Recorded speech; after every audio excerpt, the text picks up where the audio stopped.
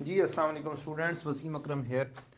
बच्चों, बात ये है, मैं सबसे ज़्यादा हामी हूँ IFRS को ओपन बुक को साथ लेकर जाने का।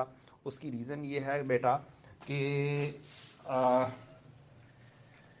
मैं वो टीचर हूँ जिसने खुद फ़ायदा उठाया हुआ है स्टैंडर्ड्स का in the open book examination CA final level पर। BFT मेरे ज़माने में ओपन बुक था, ऑडिट ओपन बुक था और ये रिपोर्टिंग ओपन बुक था। तो इन तीनों में मैंने देख देख के पेपर किया हुआ है। मेजर पेपर से मुराद मैं ये कह सकता हूँ कि मैंने 20-20 मार्क्स के क्वेश्चन स्टैंडर्ड से देख के किए हुए हैं, लेकिन कर सिर्फ और सिर्फ हो सकता है जिसने स्टैंडर्ड से पढ़ा हुआ है। आप एक बुक यूज़ करते हैं, आप लॉ की बुक यूज़ करते हैं, आपने अगर पढ़ी हुई है तो आपको यहाँ तक याद होता है कि ये लेफ्ट पेज के कॉर्नर से आया है ये वाला क्वेश्चन। हाँ, चीज़ भूल गए होते हैं। तो अगर आपने स्टैंडर्ड से पढ़ा होगा तो आप चीज़ भूल गए होंगे, लेकिन आपको पता होगा ये स्टैंडर्ड से आया है और ये इस एरिया में से आया है। ये पेजेस के ऊपर ये चीज़ लिखी हुई है। क्या लिखी हुई है ये भूल जाएंगे, तो वहां पर क्या करेंगे, आप ओपन करेंगे और निकाल के रख देंगे। आज ही मैं एक टेस्ट डिस्कशन कर रहा था और उसके अंदर क्या हुआ कि मैं खुद एक चीज़, मेरे जहन में एक चीज़ फिसल गई हुई थी, जब मुझे कंफर्म नहीं थी। मेरे सिस्टर ने टेस्ट बना दिया, उसने जो भी पिछले डाटा में से एक्यूमुलेट करके बना दिया।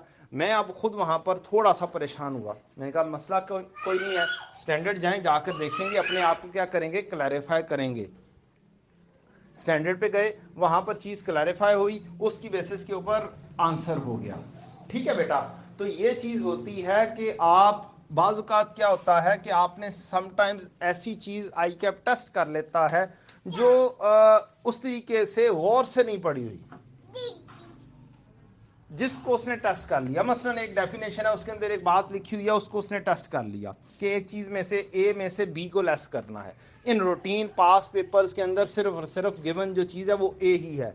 बी का लेस करना पास पेपर्स में डिस्कस ही नहीं हुआ हुआ, वो फर्स्ट टाइम उसने पेपर में दी। अब लिखी हुई आई, आपके जेहन में आया कि यार ये चीज तो लेस नहीं होती, लेकिन फिर भी आप गए स्टैंडर्ड में जाके आपने कंफर्म किया, तो आपको पता चला यार ये वहां पर लिखी हुई है लेस, ये भी चीज होनी है। मसलन कॉस्ट टू सेल लेस होना है, fair value less cost to sell होता है। तो एक जगह पर फेयर वैल्यू है, उसने डॉज दिया fair value less cost to sell. FAR2 के हिसाब से अगर बात करूं, IS41, वहां पर fair value less cost to sell के साथ आपने काम करना होता है। तो आपके जहन में था कि यार फेयर वैल्यू के ऊपर होता है लेस कॉस्ट टू सेल, तो पता नहीं करते हैं कि नहीं करते हैं।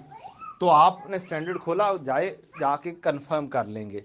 तो बहुत सारी चीज़ें हैं जो हम चीज़ें भूल जाते हैं, जिसे हमें रिकन्फर्म कर लेना चाहिए। और पेपर में एक एक मार्क्स कीमती होता है। 48 और 50 में सिर्फ 2 मार्क्स का फ़र्क है, ठीक। 47 और 50 में सिर्फ 3 मार्क्स का फ़र्क है। अगर आपको 5 मार्क्स भी या 3 मार्क्स भी आपको हेल्प मिल जाती है ना, तो मेरे नज़दीक ये बहुत बेस्ट है।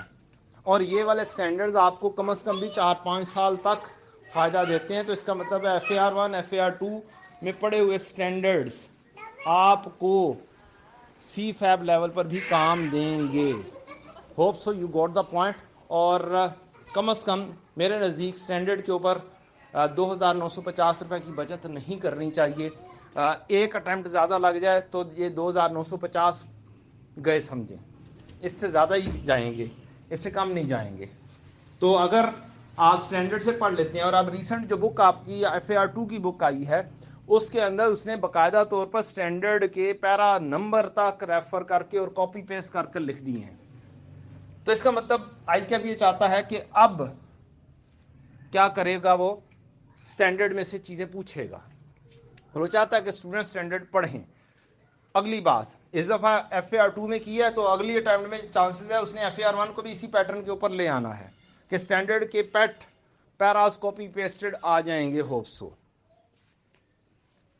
So you got the point. Thank you very much. अस्सलाम वालेकुम वरहमतुल्लाहि वबरकातुहू।